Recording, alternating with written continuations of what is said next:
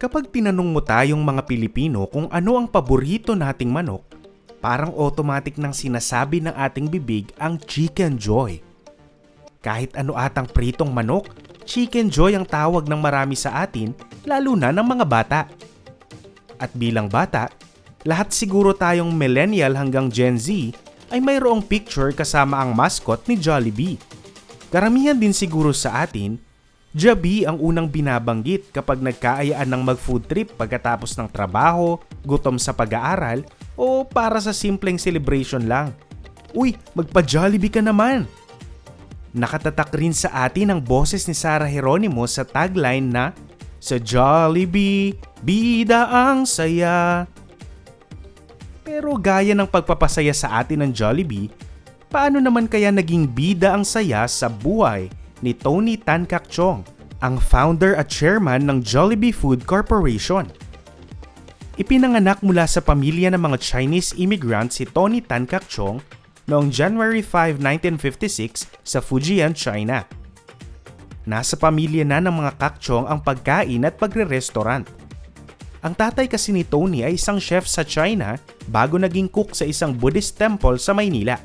At dahil sa talento ng kanyang tatay sa pagluluto, di kalaunan ay nag-manage ito ng isang restaurant sa Davao. Dahil sa pagtutulungan ng pamilya sa restaurant, ay nagbalik ng Maynila at nakapag-aral ng kursong Chemical Engineering sa University of Santo Tomas sa Maynila si Tony Tan. Habang nasa Maynila, dito na nagsimula ang sariling hilig ni Tony sa pagnenegosyo ng pagkain. At dito na rin opisyal na magsisimula ang kwento ng ating pinakamamahal na bubuyog na si Jollibee. Pero alam nyo ba na hindi ang chicken that sparks joy, Chicken Joy, o ang sweet Pinoy spaghetti ang unang naging produkto o pagkain na binenta ni Tony? Sa katunayan, nagsimula si Tony sa franchise ng Magnolia Ice Cream Parlor noong 1975. Nagsimula ang pamilya sa dalawang franchise. Sinugal nila ang kanilang family savings para sa franchise na ito. Nagkakahalaga kasi ng 17,500 pesos per franchise ang Magnolia Ice Cream Parlor. Ayon kay Tony, 350,000 pesos, which is roughly about $7,000 ang tinaya ng pamilya para dito. Talagang risky at napakalaking halaga nito lalo sa pamilya na nagtutulungan sa kanilang restaurant sa Davao para makapag-ipon. Ang dalawang branch ay pinangalan ng Cubao Ice Cream House at Quiapo Ice Cream House na syempre matatagpuan sa Cubao at Quiapo. Nagsilbing cashier at minsan naman ay waiter tuwing summer break sa college ang 20 years old na Tony Tan. Talagang magaling sa pagnenegosyo ang pamilyang Tan Caktiong. Una, lahat ng miyembro ng pamilya ay hands-on sa negosyo. At pangalawa, hindi nag-aatubili ang pamilya na mag-hire ng empleyado base sa pangangailangan ng negosyo. Kumuha ng skilled supervisor, manager at service crew ang pamilya. After 2 years, hindi nakakagulat na nag-expand agad ang munting ice cream parlors. At dito na papasok ang ating favorite Chicken Joy. Mula ice cream, nag-expand ang kanilang menu at nag-rebrand ang pamilya. Isinama sa kanilang menu ang hamburger at fried chicken. Pero bilang isang negosyante, nag-isip si Tony ng paraan kung paano mas mailalapit at bebenta pa sa mga Pinoy ang kanilang bagong menu. Yamang ang kanilang negosyo ay produkto ng pagsisikap ng kanilang pamilya, Bee o Bubuyog ang naisipang brand icon ni Tony. Kilala kasi ang mga bubuyog o bee sa sipag ng mga ito sa pagtatrabaho, sa pagkuha o pag-produce ng honey. Pero hindi sapat ang sipag lang. Hindi sapat ang bubuyog lang. Kaya naman naisipan ni Tony na i-incorporate sa bee o bubuyog ang pagiging natural na masayahin o jolly ng mga Pinoy. Happiness plus hard work, jolly plus bee equals Jollibee.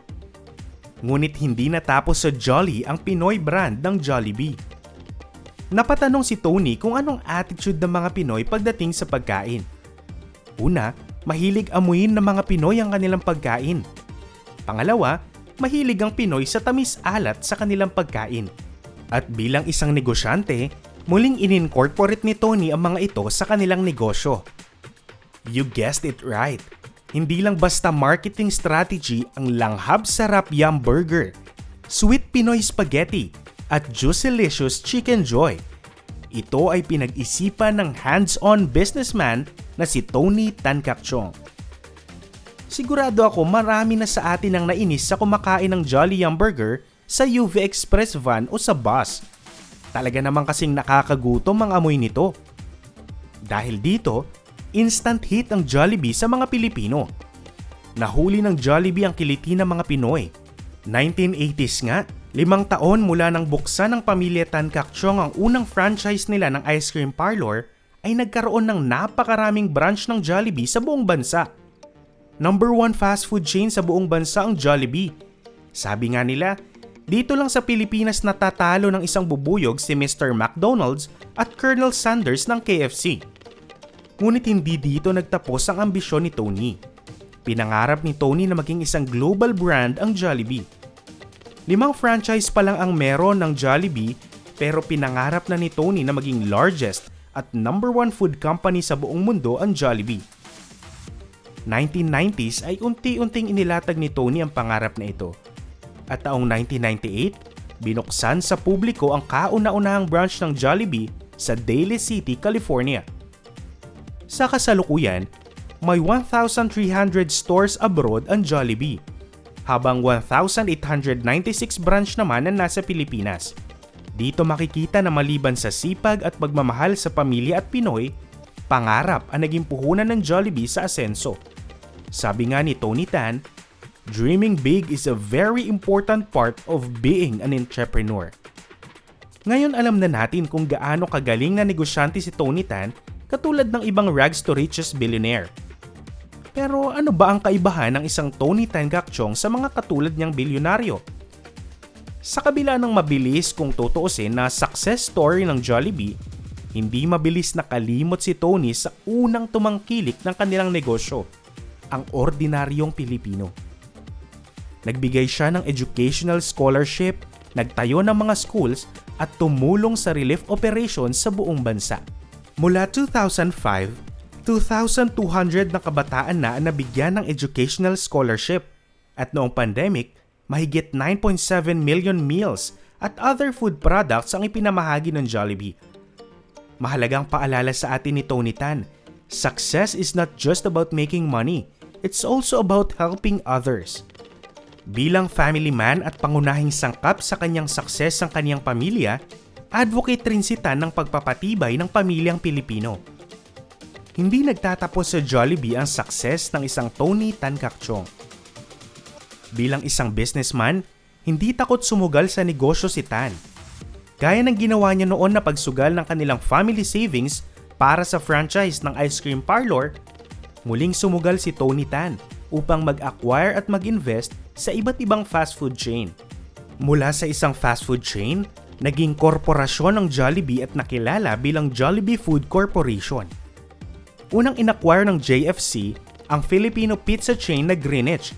Sumunod ang Chowking, Mang Inasal, Red Ribbon, Team Ho Wan, The Coffee Bean and Tea Leaf, Smash Burger, Folk 24, Yoshinoya, Highlands Coffee, Milksha at Rick Bayless Tortazo.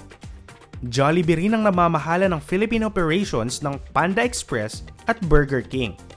Pagmamay-ari rin ng JFC ang dalawa sa sikat na fast food chain sa China, ang Yonghe King at Hong Zhuang Yuan. Dahil sa business ventures na ito, nagkakahalaga na mahigit sa 250 billion pesos ang Jollibee Food Corporation. Noong 2018 naman, pang-13 sa biggest and richest company by profit ang Jollibee Food Corporation. Bukod sa fast food chain, nag-venture na rin sa real estate at mall si Tony Tan. Kasama ang business partner at Mang Inasal founder Ed Garcia Jr. II ay nabuo ang Double Dragon Corporation na dating kilala bilang Injab Land Corporation at Double Dragon Properties Corporation. Director at co-chairman ng Double Dragon Corp si Tony Tan. Double Dragon ang developer at operator ng Double Dragon Plaza at DD Meridian Park sa Pasay City, City Mall chain of commercial centers, Hotel 101 at The Fort, Central Hub, Jinjiang Inn sa Makati, Jollibee Towers sa Ortigas, UP Town Place, Dragon H Shopping Center at First Homes Iloilo. Sa kasalukuyan, pangsyam sa Forbes Richest Filipino si Tony Tan Caktiong at nagkakahalaga ng $1.2 billion ang personal net worth nito. Ani ni Tan, utang niya ang lahat ng ito sa kaniyang pamilya at komunidad. At ito ang kwento kung paano naging bida ang saya sa buhay ni Tony Tan Caktiong. Ang buhay na puno ng determinasyon, pagsisikap at pagpapahalaga sa pamilya.